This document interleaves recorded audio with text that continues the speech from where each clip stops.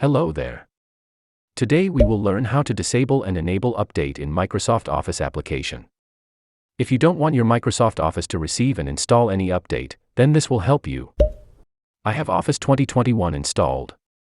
So, open any application. I am opening Microsoft Word. Here, come to the account. You see, Office Update is there. Now simply enable or disable the update from here. If you disable it, no new updates will be there and it won't be updated anymore. So, this is the way you can simply cancel update receiving in Microsoft Office. Please be with us and also subscribe to Inspire. Goodbye.